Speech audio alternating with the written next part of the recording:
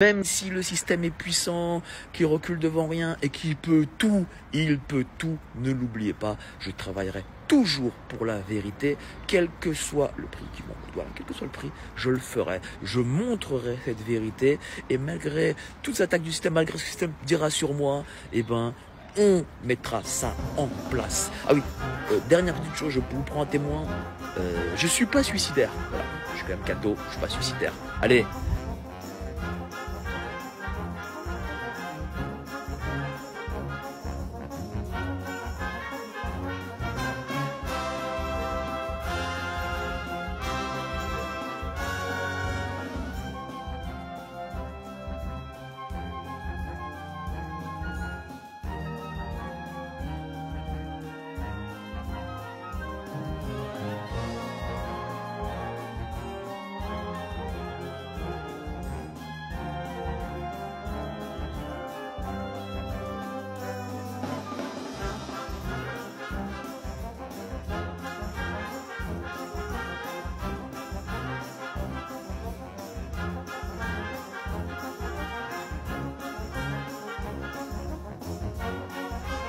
En fait, tu vois, je vais te dire, je suis d'accord avec le communautarisme blanc. Je suis d'accord.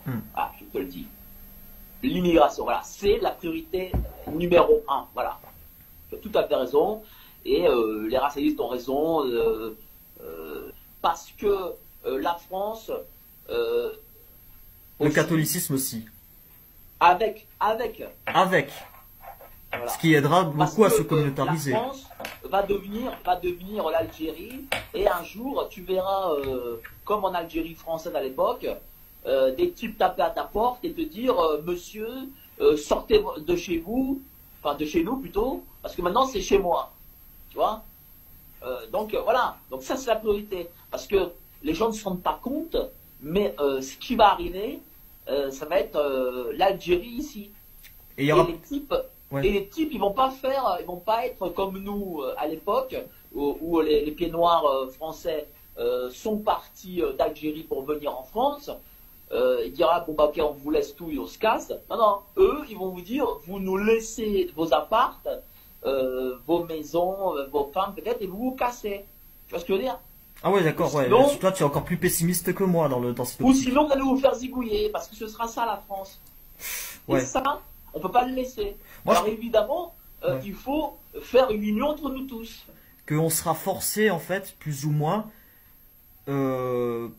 par leur grand nombre, de finir musulmans. Moi, je vais te dire une chose. Eux, ils cogitent pas comme nous. Eux, ils cogitent comme des orientaux, comme des barbares. C'est-à-dire que eux, ils sont majoritaires, ils ont le pouvoir, ils feront une dictature et ils nous zigouillent. Voilà, cherche pas plus loin. Ouais, ça, je dois le mettre sur YouTube, ça. Ouais, tu le mets sur YouTube. Et ce sera, non mais vraiment, je te le dis, voilà, c'est ce qui se passera. Je mettrai un bip, hein. Et quand eux, ils prendront le pouvoir, il y a deux choses. Soit, on aura une dictature arabe, je dis sincèrement, parce que les Arabes, contrairement aux Noirs, même si c'est négatif chez eux aussi, mais les Arabes ont une conscience politique. Tu remarqueras. Ah oui, c'est vrai, ouais, ils s'y intéressent. Voilà, tu remarqueras que beaucoup d'élus, de députés de la diversité sont des Arabes. Bon, et ils ont une conscience politique. Donc ce sera soit une dictature arabe, soit une dictature blanche. Voilà, l'avenir de la France, c'est ça, soit ça, soit ça. Soit blanc chrétien, soit arabe et musulman. Voilà, et si c'est une dictature arabe, il faut que tu prennes tes valises et que tu partes tout de suite, ou tu te feras zigouiller. D'accord. Voilà, c'est pas compliqué, hein. Voilà, je te dis ce qui se passera. Parce que c'est comme ça que dans toute l'histoire, lorsque les Arabes ont conquis un territoire depuis qu'ils sont venus en Europe et en Afrique du Nord, c'est comme ça que ça s'est passé. D'accord. Voilà, c'est passé comme ça partout. Il n'y a pas moyen de rester en France en se convertissant faussement à la religion musulmane, par exemple? Ou alors faut être un collabo de fou, quoi. Ah oui, vraiment, ouais. Le gars assimilé, t'arrives, t'es genre barbe, j'ai la barbe, machin. Ah oui, oui. Ok. Et encore. On a des grosses couilles. On aime notre pays. On ne veut pas du libéralisme sociétal. On ne veut pas du progressisme, de tout ce qui est anti-chrétien, anti-français, tout ce qui est... Anti-blanc aussi. anti-blanc et on y va, ou alors, on est des baltringues et on dit bon écoutez de toute façon on est foutu, on va mourir, tenez voilà les clés de la France monsieur Mohamed et tuez-nous. Enfin, je sais pas, à un moment donné il faut se demander qu'est-ce qu'on veut dans ce pays, tu vois. Les types de diversité, les maghrébins, les noirs, voilà, tous ces gens, ils ne nous respectent pas. Ils ne nous respectent pas parce qu'ils nous pensent faibles. Ouais. Okay. Ils nous pensent pas faibles. Ils nous savent faibles. Ils ne nous respectent pas. Je vais te donner un exemple. Bon, tu sais, moi, là, je suis polac. Tu vois. Bon. Je vais te dire autre chose. Si là-bas, il y avait eu un Bataclan, faut pas croire, il y a un peu d'immigration en Pologne. Eh ben, les Arabes, ou apparentés musulmans, je sais, ou ceux qui ont un faciès, même si c'est pas musulman, mais qui ont un faciès, le type il croit que c'est un musulman, il sort pas de chez lui. Parce qu'il est mort. Parce que les types, ils vont se dire, ah, ok, ils veulent nous faire la guerre, on les bute. Ça se passerait comme ça. C'est-à-dire que les Polonais, ils ont la conscience, parce que c'est un pays, un peuple qui a toujours été sur les derniers siècles, qui était sous conquis, tu vois, sous colonisation. Il y a eu les communistes, il y a eu la guerre. Avant, il y a eu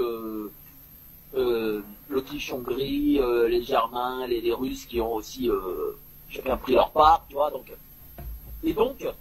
ils ont, on va dire, un haut taux de nationalisme en eux, tu vois. Et donc, les mecs qui ressembleraient ethniquement à des terroristes seraient morts. Qu'est-ce qui s'est passé en France?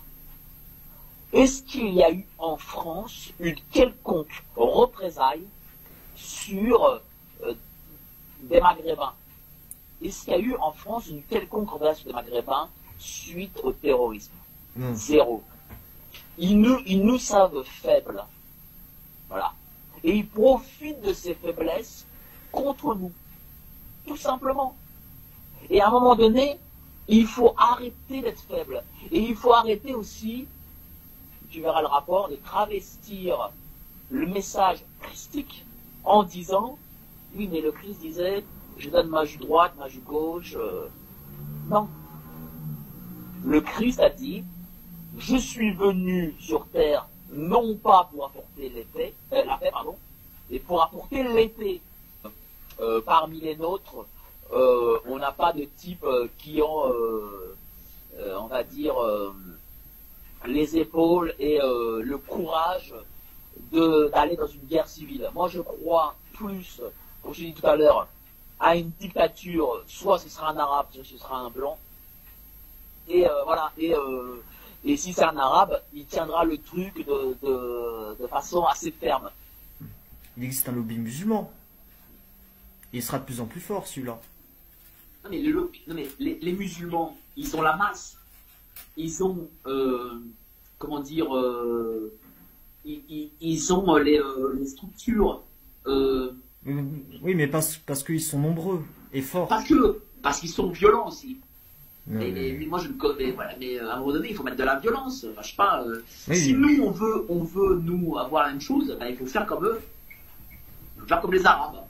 Bah, et dans ce cas-là, il faut qu'on retrouve notre religion, le catholicisme. Notre religion et peut-être aussi notre virilité. Je pense que d'abord, ça doit être un groupe de 1000, 2000, 3000 personnes qui, par des actions violentes, prennent le pouvoir. Voilà. C'est-à-dire que si tu n'as pas la sécurité, l'armée, la police, l'administration avec toi, tu pourras faire tous les communautarismes que tu veux. Tu te feras zigouiller par le mec d'en face. Parce que le mec d'en face, parce que les Arabes, je sais pas, si par exemple tu fais un communautarisme blanc dans le Vercors, et tout autour il y a que des villes arabes, eux ils se diront putain, dans le Vercors c'est cool en fait, on est plus nombreux, on va venir les chasser du Vercors et on va récupérer leur richesse. Et tu n'auras pas avec toi l'armée, la protection, la police, de la gendarmerie et tout. Et ils vont te zigouiller.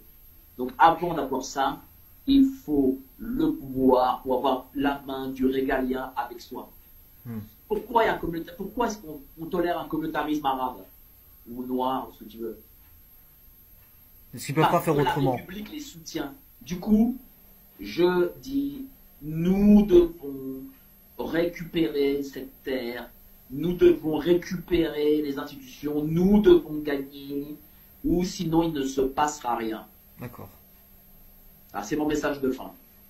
D'accord. Tu crois pas qu'il existe un petit groupe quelque part qui est en France, qui est en train de faire cette préparation de reprise du pouvoir? Oui, je pense qu'il y en a. D'accord. Donc on peut espérer. On peut rester les bras croisés et attendre. Peut-être pas rester les bras croisés, mais on peut espérer, je vais même me rencontrer. Ah d'accord, ouais. Fais gaffe que les flics ne viennent pas chez toi voilà. Ok. Ils seront évidemment Je couperai. accueillis avec la plus grande des courtoisies. D'accord. Je couperai ce passage. Salut à tous. Dieudonné a récompensé un raciste anti-arabe. La preuve tout d'abord en vidéo. J'ai eu une immense surprise. Une immense surprise. C'est pour moi ma Ligue des Champions. J'ai eu la quenelle d'or. Ma spéciale quenelle d'or. Voilà. Quenelle de la subversion 2025. Catégorie réinformation. À mon nom en plus. Alors je suis vraiment fier. L'homme que vous venez de voir s'appelle Mike Borowski. C'est l'animateur de la chaîne internet Géopolitique Profonde. Et ce type a été donc récompensé par Dieudonné Mbala le 21 juin 2025 lors du bal des quenelles. Cette fameuse cérémonie censée récompenser la crème de la dissidence. Issu de la droite sarkozyste, c'est un militant pro-israélien et un raciste anti-arabe. Un homme que j'avais grillé dès 2019 sur Panamza en révélant ses propos passés à l'encontre des Maghrébins, des musulmans et des Arabes. Cette récompense de la part du Dieudonné, un homme supposé être pro-palestinien, proche des peuples arabes, anti-raciste, de sa part ce n'est pas étonnant au fond, car Dieudonné a toujours été dans la duplicité. Vous ne le savez peut-être pas, mais en 2023, juste avant le 7 octobre, Dieudonné avait remis une lettre au Parlement israélien pour demander pardon pour ses propos anti-israéliens. Quelques semaines auparavant, il avait aussi remis une lettre d'excuse à la communauté juive. Et l'ironie, c'est que quelques mois après, l'opinion mondiale a basculé. L'opinion mondiale s'est retournée contre Israël. Et Dieudonné a donc dû rétropédaler et revenir à sa posture d'avant, celle d'un pseudo-pro-palestinien. Et ce n'est pas tout. Après leur séparation, son ex-compagne, Neuilly Montagne, s'est confiée. Elle a notamment révélé que Dieudonné était extrêmement ami, secrètement, avec un certain Alain Jakubowicz, l'ancien président de la LICRA, l'ancien responsable du CRIF à Lyon.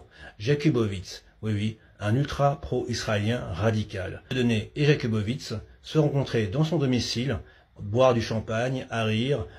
Vos réactions et vos commentaires sont les bienvenus sous la vidéo. Je sais que certains d'entre vous vont tiquer ou vont tomber de haut, car ils ont toujours pensé que Dieudonné était l'incorruptible absolu, l'homme qui avait beaucoup morflé dans le passé pour avoir soi-disant tenu tête au lobby israélien. Mais souvenez-vous d'une chose, si Dieudonné porte aujourd'hui un bracelet électronique, ce n'est pas pour un délit d'opinion, c'est simplement pour des affaires de magouille financière, de fraude fiscale, de blanchiment, de recel, d'abus de biens sociaux. Il est temps aussi de sortir de la matrice et de vos préjugés. Ceux que l'on vous présente comme des héros, comme des résistants, ne le sont pas. Et je continuerai à vous dévoiler d'autres noms, d'autres affaires sur ces pseudo-héros de la dissidence. À très vite. Ciao.